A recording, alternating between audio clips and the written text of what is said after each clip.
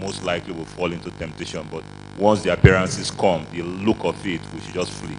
Thank you. All right. Thank you so much. I think so much I saw online, I had things like that. Are there other things we left out that we looked at last week? Are there other areas that we left out?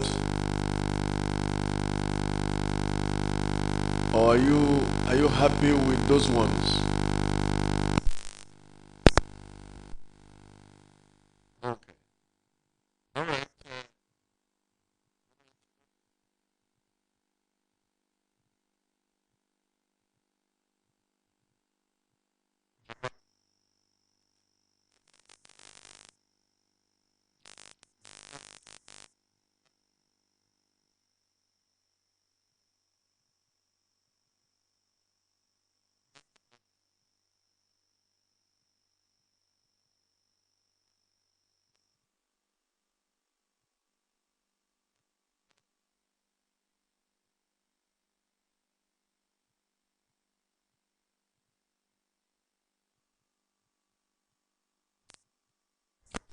Last Sunday, That was, remind me. that the life of a Christian on what to do should be guided by the Holy Spirit, Okay. by the calling of the Holy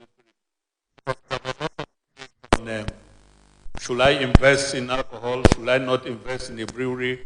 Should I work in a brewery or not? And so on. And there were even drugs that were.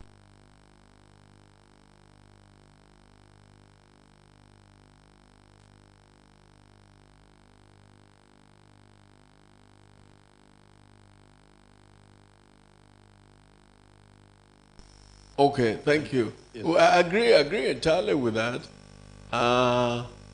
But does that take away from delving into this subject?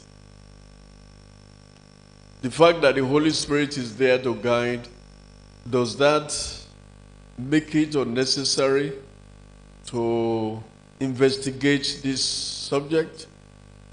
In fact, on one of the Sundays, I heard one of you said that we're just wasting time. Why must we waste time looking at this subject?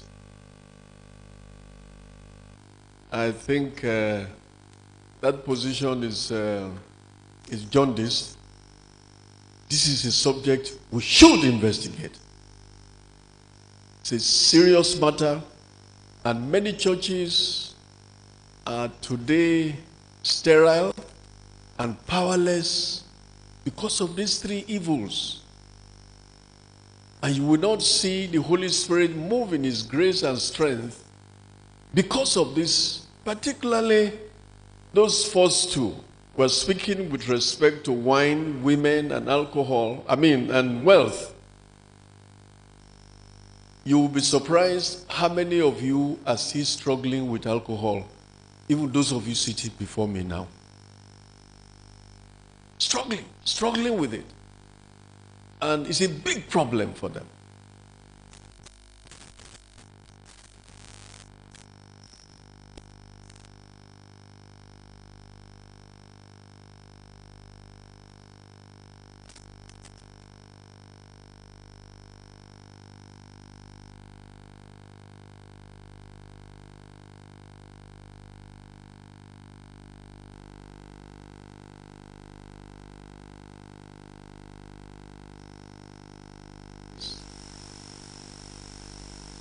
And I'm still as fit as fiddle.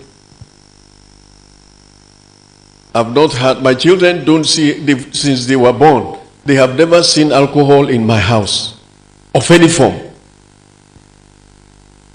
Oluwatosin is here. If I'm lying, give him the microphone. Let him say, Daddy, that thing you keep in the fridge in the bedroom, we saw it. They're here. It's never happened. And To say that it's a subject that is too elementary, we shouldn't go there, I don't agree. With due respect, with very profound respect, we must deliver to you all the oracles of God. We must teach you all the things that you need to know. There are people who are still debating and saying, just a little one, it's not so bad. I had one of you had a problem on the plane, was stooling. I'm not going to mention her name. I heard that, and just a little wine solved the problem. Okay, I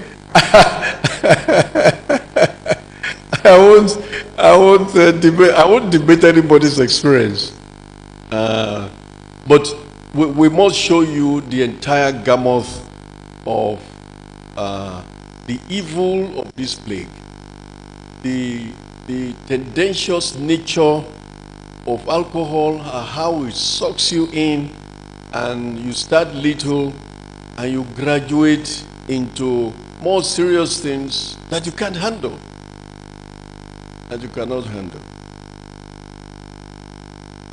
So there's so much to talk about this morning, but I would like to start with this story as a teaser in the book of Genesis 27. It's a very popular story. I want us to look at this story and convince ourselves that the wine that is spoken about is the wine that intoxicates. Is the wine that intoxicates.